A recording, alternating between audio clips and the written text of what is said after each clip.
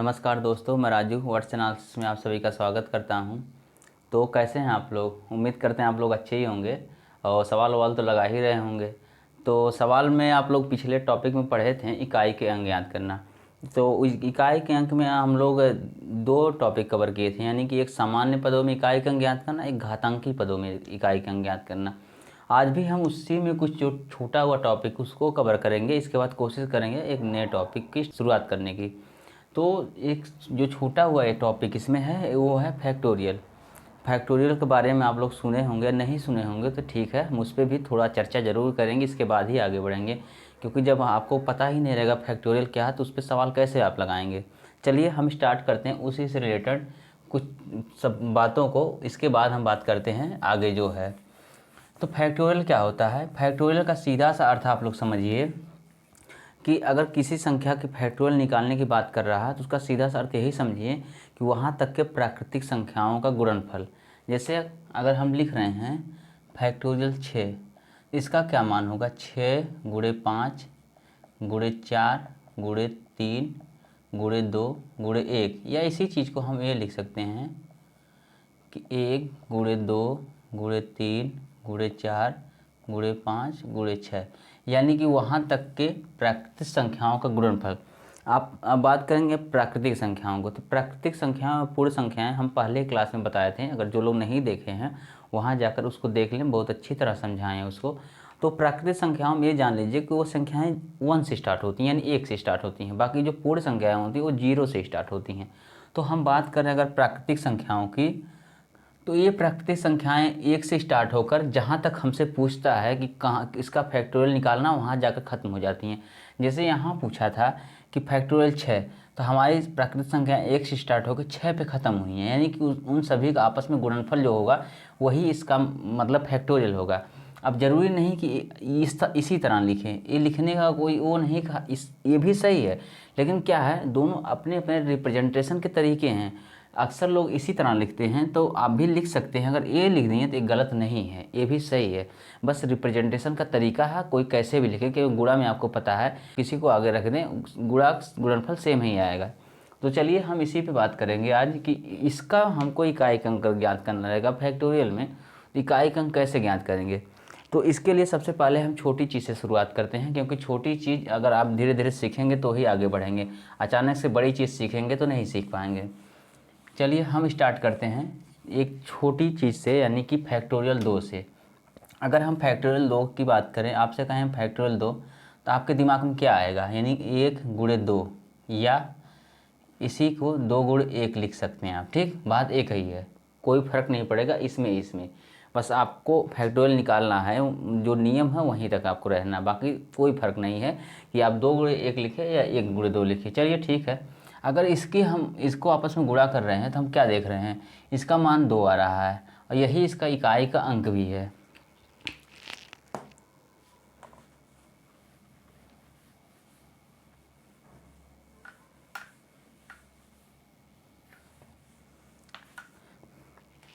चलिए ठीक है, थोड़ा सा आगे हम बढ़ते हैं, फिर फैक्टोरियल 3 पे पहुँचते हैं।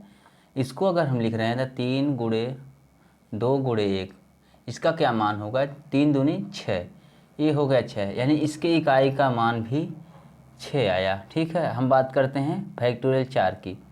तो हम लिखेंगे इसको 4 गुणे 3 गुणे 2 गुणे 1, यानी इसका क्या मान है? 4 3 12 दूनी 24, इसका मान आया 24, जिसमें इकाई अंक 4 है तो इसके इकाई अंक 4 हो जाएगा। अब फिर हम बात करते हैं फैक्टोरियल 5 की। तो हो गया 5 गुणे 4 गुणे 3 गुणे 2 गुणे 1, इसका क्या मान आएगा? 5 चौको 20, 20 तिहाई 60, 60 दूनी 120। चलिए इसके इकाई का मान आ गया 0। ठीक, अब थोड़ा सा और हम आगे बढ़ते हैं। 6 गुणे 5 गुणे 4 गुणे 3 गुणे 2 गुणे 1, इसका क्या मान आएगा? 6 पच्चीस 30, 30 चौको 12 यानी 120, 120 12 तिहाई 36, 360, 360 36 दूनी 72, 720, यानी इसके भी इकाई का मान 0 आ गया। अगर हम फैक्टोरियल 7 लिखेंगे तो आप हल कर लीजिएगा, इसके भी इकाई का मान 0 ही आएगा। ठीक है, अब नोटिस क्या कर रहे हैं? नोटिस ये कर रहे हैं, आप जब 4 तक गए हैं तो 4 तक आप गुणा करके ही पता कर पाएँ कि फैक्टोरियल यानी कि इकाई का अंक क्या है। लेकिन अगर फैक्टोरियल 5 की बात हम कर रहे हैं तो हम देख रहे हैं उसके इकाई का अंक 0 आ गया। फैक्टोरियल 6 की बात करेंगे तो भी उसके इकाई का अंक 0 आएगा। अगर हम फैक्टोरियल 7 में जाएंगे तो भी उसके इकाई का अंक 0 आएगा। तो 0 आ क्यों रहा है, इस ये भी तो सोचने वाली बात है कि इसके पहले तो हम नॉर्मली गुणा करके चेक करते थे कि इकाई का अंक क्या है, लेकिन यहाँ हम देख रहे हैं सब में लास्ट में 0 आ जा रहा है। तो 0 आने का रीज़न क्या है? तो रीज़न कुछ नहीं, आप लोग इसको पढ़े हैं, आप पिछले ही क्लास में इसके बारे में चर्चा हम लोग किए थे। तो इसके लिए आप बस ये ध्यान दीजिए, हम इसको ध्यान से देखिए है क्या इसमें। और इसमें हम एक रूल बताए थे कि अगर 5 के साथ किसी भी सम संख्या का गुणा हो रहा है तो उसके इकाई का अंक 0 आएगा। यहाँ देखिए, यहाँ भी तो 5 की, यहाँ 5 है, 5 के साथ सम संख्या ये भी है, ये भी है, 5 है, 5 के साथ सम संख्या ये भी है, ये भी है। यानी कि हम देख रहे हैं फैक्टोरियल 5 के बाद 5 मिल रहा, और 5 अगर मिल रहा तो आप सीधा सा जान लीजिए अगर 5 मिल रहा है फैक्टोरियल में तो 2 और 4 मिलना वहाँ तय है। तो यानी कि 5 अगर मिला तो 2 और 4 भी मिलेगा, दोनों सम संख्या हैं, आपस में गुणा करके उनका इकाई अंक 0 हो जाएगा। तो यही ध्यान देने वाली बात है कि अगर हम फैक्टोरियल 5 के आगे हम बढ़ रहे हैं या फैक्टोरियल 5 सहित फैक्टोरियल 5 के आगे बढ़ रहे हैं तो उसमें 5 और कोई ना कोई सम संख्या जरूर मिल रही है जो उसको 0 बना दे रही है। यही है रीज़न इसका कि आगे जितनी भी संख्याएं हैं फैक्टोरियल 5 के आगे सबके इकाई का अंक 0 ही आएगा। तो इसलिए आपको बता दें ताकि आप कभी घबराएं ना कि है क्या। अगर कहीं आपको दे दिया कि फैक्टोरियल 123 का मान क्या है यानी इकाई का अंक क्या है तो आप घबरा जाएंगे, आप क्या इतना सॉल्व कैसे करें, अब तो नियम भी नहीं पता है इसका। तो यहाँ कुछ नहीं, आप सीधे सीधे लिखिए इसके इकाई का अंक 0 है। 0 क्यों है बता दिए, क्योंकि इसमें 5 आएगा, 5 के साथ साथ कोई ना कोई सम संख्या आएगी, उसका गुणा करके आपस में इकाई का अंक 0 बना ही लेंगे। ठीक है, तो हमारे फैक्टोरियल बताने का यही मेन मकसद था कि आप लोग जाने फैक्टोरियल में अगर पूछ लिया तो क्या है। और भी कुछ चीज़ें हैं इससे संबंधित क्वेश्चन हैं, तो क्वेश्चन जो आप अभी तक आप जितने भी मतलब नियम पढ़े हैं उसी पे सब लग जाएंगे। चलिए 1-2 क्वेश्चन हम लोग ट्राई भी करते हैं है क्या। ये तो समझ में आ गया होगा आप लोगों को, इसको हम मिटा रहे हैं। और चलिए ठीक है, इतना हम नीचे लिख ले रहे हैं। अगर हम बात कर रहे हैं आप लोगों से कि 100 का स्क्वायर धन, बात कर रहे हैं हम 15 का क्यूब धन 36 की पावर 8। अगर हम आपसे बोलें कि ये इसके इकाई का अंक क्या है, तो आप तो एक स्टैंडर्ड रूल पढ़े हैं कि जो घात में हम 4 से भाग करके निकाल लेते हैं, लेकिन आप उसके पहले आप कुछ और भी पढ़े थे, कुछ स्पेशल संख्याएं होती हैं जिनका हम डायरेक्ट निकाल लेते हैं। तो क्या वे संख्याएं इसमें मिल रही हैं यहाँ पर? तो आप देख रहे हैं कि यहाँ पर 0 इसके इकाई का अंक, इसके इकाई का अंक 5 है, इसके इकाई का अंक 6 है।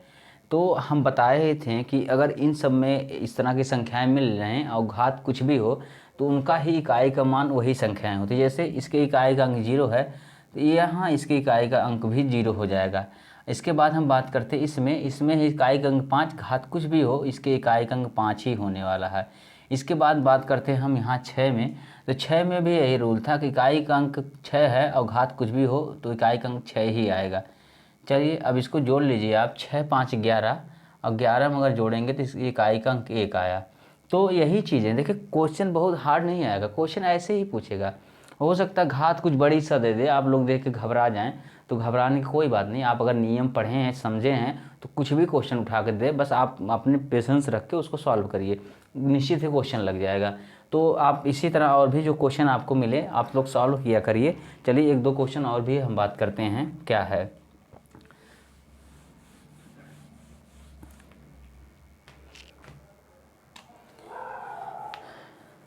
जैसे हम बात करते हैं कि 37 की पावर 18 प्लस 13 की पावर 11 प्लस यहाँ पर हम लिख दे रहे हैं 14 की पावर 15। ठीक है, ये हम लिख दिए हैं। अब अगर इसको हम सॉल्व करने के लिए बोलें तो आप क्या करेंगे? सबसे पहले तो आप वही चेक करेंगे कि हमारा कोई शॉर्टकट, यानी कि शॉर्टकट मतलब वे संख्याएं हैं जिनका डायरेक्ट निकलता है। अगर वे संख्याएं मिल रही हैं तो अच्छी बात, आप तुरंत वहाँ लिख दीजिए। अगर नहीं मिल रही हैं तो आपके पास मास्टर फार्मूला है जो बताए थे कि आप 4 से भाग करके निकालिए घातांक की पदों में। ठीक है, तो आप देख रहे हैं यहाँ पर ऐसा कुछ नहीं मिल रहा, हाँ एक 4 मिल रहा है। 4 के लिए भी आपको एक रूल बताए थे, चलिए उस रूल को भी अप्लाई कर लेंगे और इसके बाद हम इस सबको सॉल्व करते हैं। तो हम सॉल्व करने से पहले सोचेंगे क्या। देखिए क्या है, आप सवाल जल्दी जल्दी लगाइए बहुत ज़रूरी है, लेकिन उससे कहीं ज़्यादा ज़रूरी है आप सवाल को समझिए, यानी इसका कॉन्सेप्ट को जानिए। सवाल लगाना पहले सीखिए। जल्दी तो हम बाद में स्पेशल क्लास लेंगे इसकी, कि जल्दी से जल्दी सवाल कैसे लगाते हैं या उसको शॉर्ट कैसे किया जा सकता है, तो उसके बारे में भी हम चर्चा करेंगे। लेकिन अभी आप ये सीखिए कि सवाल कैसे लगाते हैं। आप भले थोड़ा देर में लगाइए, लेकिन सवाल लगाना सीखिए, उसका कॉन्सेप्ट समझिए, प्रैक्टिस करिए। ऑटोमेटिक समय तो ऐसे भी आपका कम हो जाएगा। बाकी जो कुछ चीज़ें आप गलती करेंगे उसके बारे में फिर हम चर्चा करेंगे किसी क्लास में। चलिए ठीक है, पहले हम समझेंगे यहाँ कैसे।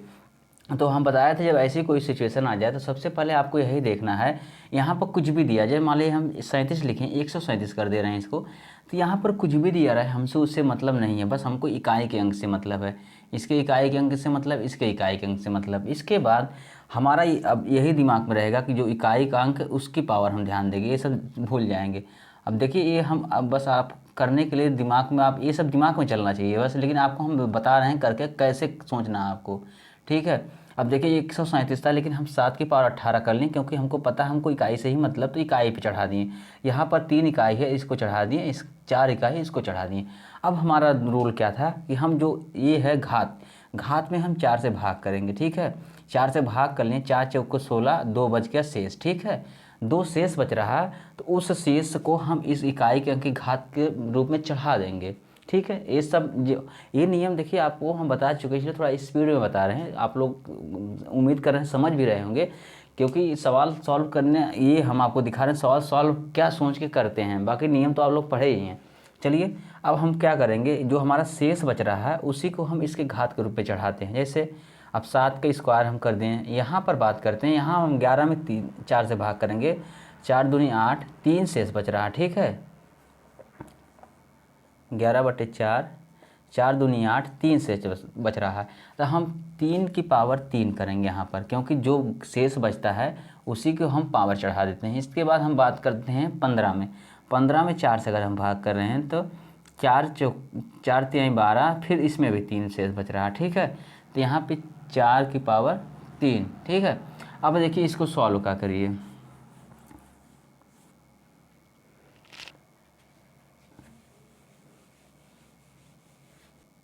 इसको सॉल्व करना है, ठीक है। सॉल्व करने के लिए आपको पता है 7 से 49, इसका मान हो जाएगा 49, प्लस 3 त्रिका 9 त्रिक 27, इसका मान हो गया 27, इसका मान 4 चौक को 16, चौक को 64, ठीक है, इसका मान हो गया 64। अब बात करते हैं इन सबके इकाई का अंक ज्ञात करना, इसके लिए हमको जोड़ना पड़ेगा। लेकिन हम पूरा क्यों जोड़ें, हमको इकाई से मतलब है ना, तो हम इकाई जोड़ेंगे, हम पूरा क्यों जोड़ेंगे। तो 9 7 16 और 16 4 20, यानी जब 20 लिखेंगे तो 20 के इकाई का अंक 0 है।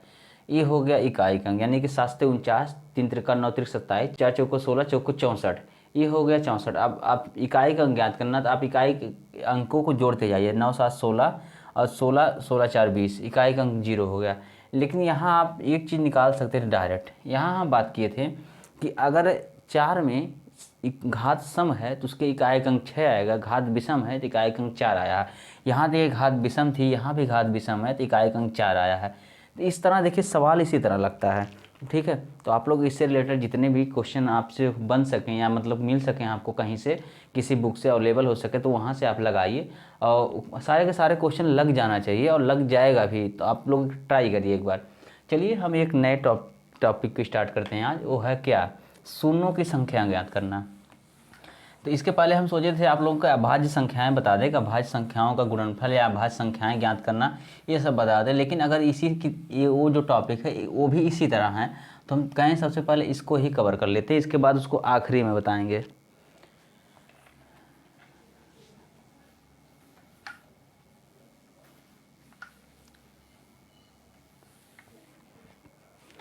चलिए हमारा टॉपिक अगला क्या है, शून्यों की संख्या ज्ञात करना।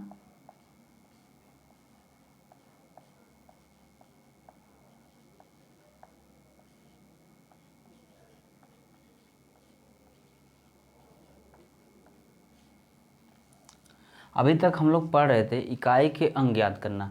अगर बात कर रहे थे हम इकाई के अंक ज्ञात करना, तो इकाई के अंक में कोई एक ही अंक होगा। इकाई का है तो भाई जाहिर सी बात एक ही अंक होगा। लेकिन अगर यहाँ हम देख रहे हैं कि यहाँ हमारा टॉपिक है शून्यों की संख्या ज्ञात करना, इसका मतलब शून्यों की मतलब अधिक शून्य हो सकते हैं, यानी कि दो से अधिक शून्य हो सकते हैं, एक से अधिक शून्य हो सकते हैं, यानी शून्य एक भी हो सकता है या एक से अधिक भी हो सकता है। तो लिखा है शून्यों की संख्या ज्ञात करना। अब चलिए ठीक है, इसको जानने से पहले आप कुछ चीज़ें इसके बारे में जान लें कि क्वेश्चन अगर इस तरह से पूछ रहा है कि शून्यों की संख्या ज्ञात करना, तो हमको क्या सोचना है पहले। चलिए इस बारे में हम बात करते हैं। जैसे कि अगर थोड़ा सा एग्जाम्पल ले रहे हैं, यहाँ हम ले रहे हैं 10 गुणे 100, इसका मान आ रहा है 1000, ठीक है। इसके बाद हम बात कर रहे हैं 101 गुणे 100, इसका मान आएगा 101, तो इसे हम उतार लेंगे, इसके बाद 2 जीरो लास्ट में बढ़ा देंगे। चलिए अब अगर यहाँ पर हम आपसे पूछें कि इनमें शून्यों की, ये क्वेश्चन तो आपका यहाँ रहेगा, ठीक, एक क्वेश्चन रहेगा और एक क्वेश्चन रहेगा, तो आंसर आपको लिंक निकालना है, ये तो क्वेश्चन यही रहेगा। जैसे दे दिया इसमें शून्यों की संख्या ज्ञात कीजिए, तो आपको इसमें अब यहीं डायरेक्ट आप नहीं काउंट कर लेंगे कि यहाँ काउंट कर लें 3 शून्य मिल गया कर लेंगे, यहाँ काउंट कर लें 3 शून्य मिल गया कर लें, नहीं, आपको सॉल्व करके शून्यों की संख्या ज्ञात करना है। ये बात अलग है कि आप जो काउंट कर रहे हैं वही शून्य यहाँ भी आ रहा है, वो अलग की बात है, लेकिन आप जो रिजल्ट निकालेंगे उसमें आपको शून्यों की संख्या काउंट करनी है, ये ध्यान देने वाली बात है, ठीक है। आप बाद में खुद ही समझ जाएंगे हमको यहाँ कौन सा काउंट करना है, कौन सा यहाँ काउंट करना है, ये तो प्रैक्टिस के ऊपर है, आप खुद ही समझ जाएंगे, तो आप डायरेक्ट यहीं से भी काउंट करके निकाल सकते हैं। चलिए अभी हम नियम से चलेंगे। नियम क्या है? नियम ये है कि अगर हमसे इस तरह के क्वेश्चन कर रहा है कि शून्यों की संख्या ज्ञात करना, तो सबसे पहले हमको ये उसको मतलब सॉल्व करके लिखना पड़ता है। इसके बाद हम देखते हैं शून्य कितने आए हैं। यहाँ पर हम देख रहे हैं 1 2 3 शून्य आए हैं, ठीक है। इसके बाद यहाँ देखते हैं कि यहाँ पर भी 1 2 शून्य इधर, 1 शून्य यहाँ है, 3 शून्य इसमें भी आए हैं। तो क्या मतलब दोनों हमारा आंसर सही है कि दोनों में 3 शून्य आएंगे? तो दोनों में जो आप बोल रहे हैं कि दोनों में 3 शून्य आए हैं, तो पहले में जो 3 शून्य आए हैं उसका तो आंसर सही है, लेकिन इसका आंसर गलत है। आप लोग सोचेंगे गलत है क्यों? क्योंकि इसमें भी तो 3 ही शून्य आए हैं ना। नहीं, अगर इस तरह से आपसे बात करें कि इस बात को समझ लीजिए कि आपके अंतिम शून्यों को काउंट करना है, ठीक है। यहाँ पर बीच में कोई शून्य आ रहा है उसको आप छोड़ देंगे, और सबसे बड़ी बात अंतिम शून्य ही भाग लेंगे संक्रिया में। अभी हम उसको करके दिखाएंगे, लेकिन अभी यहाँ आप जानिए कि आपको अंतिम शून्य काउंट करना है, यानी कि इसके बाद अगर चाहे जितने भी शून्य आ गए होते हम सब काउंट कर लेते हैं, चाहे जितने शून्य आ जाते हैं, लेकिन हमको अगर बीच में कोई एक भी अंक आ गया शून्य के अलावा, इसके बाद शून्य कई सारे आ जा रहे हैं, तो भी हमको उसको काउंट नहीं करना है। हमको बस वही काउंट करना है जो अंतिम शून्य लगातार हमको मिलेंगे। जैसे यहाँ पर लगातार 2 शून्य मिले, यहाँ लगातार 3 शून्य मिले हैं, लेकिन अगर हम बात कर रहे हैं अगर ऐसा कुछ दे दे इस तरह से, इसके बाद हमको बोले कि यहाँ पर कितने शून्य हैं, ठीक है। अगर हमसे इस तरह कुछ पूछ ले कि इसमें शून्यों की संख्या कितनी है, ठीक है, तो आपको पूरा ये थोड़ी ना काउंट करना है, ये काउंट कर लें ये काउंट नहीं, आपको बस अंतिम शून्य काउंट करना है। अब भले ये कही है यहाँ पर ढेर सारे, इससे कोई मतलब नहीं है। अब जो क्वेश्चन है शून्यों की संख्या ज्ञात करना, वैसे नॉर्मली ये चीज़ तो आपको डायरेक्ट पूछेगा ही नहीं, ऐसे कुछ संक्रिया में दे देगा, गुणा उड़ा में जो भी दे देगा, गुणा भाग जोड़ घटाना कुछ भी दे दे, उस तरह से पूछेगा, थोड़ा लेंदी बनाएगा। यहाँ तो सिंपल सा है, इतना आसान तो पूछ ही नहीं सकता है। चलिए अगर पूछ भी लिया तो भी आप जान लीजिए आपको अंतिम शून्य ही काउंट करना है, ये सब शून्य आपको छोड़ देना है, यहाँ नहीं, इसको नहीं काउंट करना है। तो सीधा सा रूल ये जानिए, अगर शून्यों की संख्या है तो आपको लगातार अंतिम शून्यों को काउंट करना है, बीच के शून्यों को आपको छोड़ देना है। और एक बात, अगर किसी भी क्वेश्चन में देगा तो उसके क्वेश्चन में जो संक्रिया में भाग लेने वाले अंतिम शून्य ही होंगे। जैसे हम बात कर रहे हैं इस कुछ स्टेटमेंट के तौर पर लिख रहे हैं, इसके बाद हम आपको समझाते हैं, ठीक है। आप लोग भी इसको लिख लीजिएगा, क्योंकि नहीं लिखेंगे बाद में भूल जाएंगे तो आप कन्फ्यूज हो जाएंगे। शून्यों की संख्या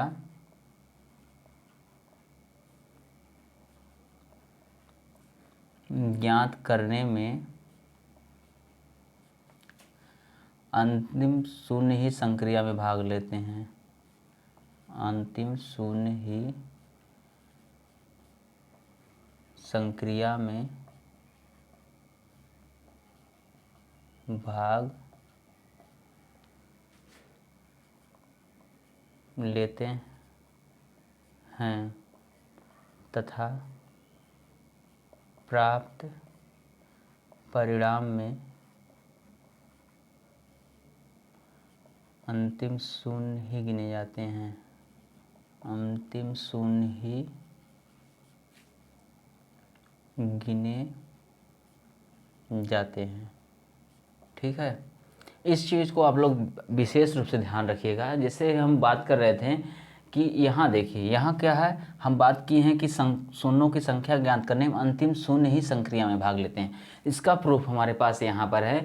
जैसे यहाँ हम देख रहे थे कि यहाँ 2 शून्य है, यहाँ 1 शून्य है, लेकिन हम देखें कि यहाँ हमको अंतिम शून्य 2 ही मिले हैं, तो कहीं ना कहीं ये ही 2 शून्य भाग लिए थे संक्रिया में, ये शून्य भाग नहीं लिया है। अब बात संक्रिया में भाग लेने की, इसका मतलब ये नहीं कि गुणा में ही भाग नहीं लिया, नहीं। आपके क्वेश्चन के अकॉर्डिंग जो पूछा शून्यों की संख्या ज्ञात करने में, वहाँ पर उस संक्रिया में यही अंतिम शून्य ही भाग लेते हैं। जैसे यहाँ पर 2 शून्य है तो अंतिम शून्य 2 ही हमको प्राप्त हुआ, जो इसका रिजल्ट होगा, ये आंसर होगा। यहाँ पर देखिए, यहाँ 2 शून्य यहाँ है, 1 शून्य यहाँ है। आपको पता है जब गुणा में अगर कोई लगातार शून्य मिल रहे हैं अंतिम में, तो उनको काउंट करके हम लिख लेते हैं, यानी एक साथ जोड़ करके लिख लेते हैं। तो यहाँ 2 है, यहाँ 1 है, यहाँ 3 हो गया। अगर यहाँ पर भी 1 या 2 रहता तो उसको हम यहाँ जोड़ लेते हैं, लेकिन यहाँ पर वही था, बीच में आ गया, तो बीच वाले को हम छोड़ देंगे। तो आप अब सिंपल सा चीज़ जान लीजिए कि अगर इस तरह के कोई भी क्वेश्चन आए तो आपको बीच वाले शून्य से कोई मतलब नहीं होना चाहिए, चाहे परिणाम में चाहे क्वेश्चन में। क्वेश्चन में भी नहीं मतलब होना चाहिए, परिणाम में भी नहीं मतलब होना चाहिए। क्वेश्चन जो क्वेश्चन में रहेगा वही हमको परिणाम में भी आगे प्राप्त होगा। ठीक है, चलिए हम कुछ क्वेश्चन सॉल्व करते हैं, तो ही आप लोगों को ज़्यादा चीज़ें समझ आएंगी। तो इसको आप लोग नोट कर लीजिएगा, क्योंकि नोट करना ज़रूरी है, बाद में आप लोग भूल जाएंगे। और नई नई चीज़ें अगर रहती हैं तो भूलनी बहुत जल्दी है, तो उनको सबसे पहले आप लोग नोट्स बनाया करिए। देखिए क्या है, मैथ पढ़ने का क्या है, सबसे पहले आप अगर पढ़ रहे हैं, कोई चीज़ आपको समझ में आ रही है तो उसको आप अपने भाषा में लिखिए। हाँ, इसको ऐसे किए थे, यहाँ पर ऐसे हुआ था, मतलब इसको अपने भाषा में लिखिए। तो आप दोबारा अगर कभी आप कहीं भूल रहे हैं तो उसको एक बार देख लेंगे तो तुरंत आपको याद आ जाएगा। और दूसरी बात, आप प्रैक्टिस करिए, बिना प्रैक्टिस के मैथ सरल नहीं बन सकती है। अगर मैथ को सरल बनाना है तो आप पहले जो पढ़ाया जा रहा है तो उससे रिलेटेड आप कॉन्सेप्ट को समझिए, समझने के बाद आप तुरंत उस पर सवाल लगाइए, तो क्या होगा, आपको मैथ काफ़ी ईजी लगने लगेगी। चलिए आगे हम बात करते हैं इस शून्यों की संख्या ज्ञात करने में कुछ चीज़ें। जैसे अभी हम आपसे बोल दें कि यहाँ पर हम ले लिए 100, 10, इसके बाद हम बोल दें 1000, तो आप लोग गेस कर सकते हैं इसमें शून्यों की संख्या कितनी है। अब यहाँ हमको गुणा था, यहाँ धन, इस बात का भी ध्यान रखिएगा कि आप ऐसा ना करेंगे 3 इसमें जोड़ लें, 1 इसमें, इसमें 3 3 6, ये ना सोचे कि 6। अब हम बात कर रहे हैं गुणा और धन में दोनों की संक्रिया में कुछ अंतर होता है। जैसे हम इसको जोड़ के दिखा रहे हैं एक बार, यहाँ 1000 है, इसके बाद हम 100 है, इसके बाद 10 है, 0 1 1 1। अब देखिए इसमें तो एक ही शून्य बचा लास्ट में, तो वही कह रहे हैं ना, इसीलिए हम आपसे कह रहे हैं कि आप जो क्वेश्चन में दिया रहे उसी को डायरेक्ट ना जोड़ लिया करिए। सबसे पहले आपका यही मेन मकसद होना चाहिए कि इसको सॉल्व करिए। अगर सॉल्व तो आप बाद में अगर सीख जाएंगे तो आप डायरेक्ट भी सॉल्व कर सकते हैं कि इसका यहीं से आंसर निकाल लेंगे। लेकिन आप अगर कोई चीज़ शुरुआत कर रहे हैं, नई नई है, तो उसको नियम से ही चलिए, नियम से 2-4 बार चलेंगे, इसके बाद ऑटोमेटिक आपको समझ आ जाएगा आगे करना क्या है। जिससे अगर हम यहाँ नियम से चलें, इसको जोड़ लिए, जोड़ने के बाद हमको लास्ट में एक ही शून्य मिल रहा है, तो अगर हम यहाँ बात कर रहे हैं कि यहाँ क्या हमारी चीज़ सही हो रही है, अंतिम शून्य ही संक्रिया में भाग ले रहा है, तो यहाँ इसके पास जोड़ने में सब एक क्रम से जोड़ते हैं। क्रम से जुड़ने का मतलब यहाँ पर एक ही शून्य इसके पास, सबसे छोटा शून्य ये है, तो यानी कि सबसे कम वाला शून्य यही है। तो आप इस चीज़ को ध्यान रखिएगा।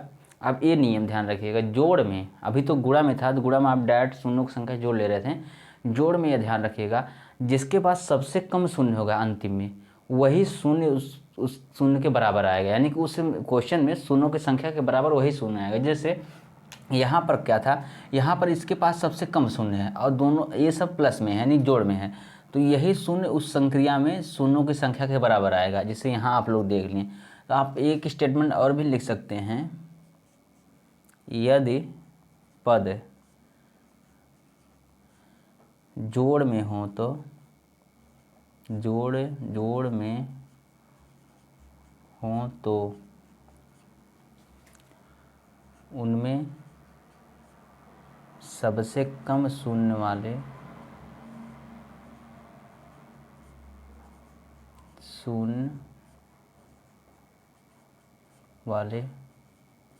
पद से ही शून्यों की संख्या निकलेगी, शून्यों की संख्या निकलेगी।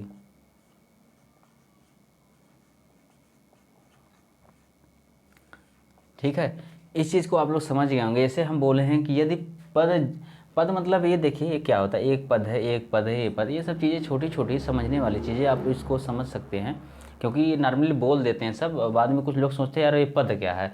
तो पद मतलब अगर कई चीज़ें हैं उसमें जो एक समझिए उसके एक एलिमेंट समझ सकते हैं, ये चीज़ें हैं। तो हम बोल रहे हैं यदि पद जोड़ में हो तो उनमें सबसे कम शून्य वाले पद से ही शून्यों की संख्या ज्ञात होती है। तो यहाँ हम देखे थे, यहाँ 3 पद था, एक तो ए था, एक ए है, एक ही है। यहाँ पर 3 शून्य, यहाँ पर 2 शून्य, यहाँ पर 1 शून्य है, और यहाँ पर सब जोड़ में है यानी कि प्लस में है। तो हम वही बात है, सबसे कम शून्य वाले पद से ही शून्य की संख्या निकलेगी। अब देखिए सबसे कम पद क्या है, इसका है, 1 शून्य है, तो वही यहाँ पर 1 शून्य निकला है। तो इस चीज़ को आप समझिए। अगर यही चीज़ गुणा में रहती, अगर गुणा देखिए गुणा में क्या करते हैं, हम डायरेक्ट सभी शून्यों को जोड़ लेते हैं, अंतिम शून्य को, बीच वाले को नहीं।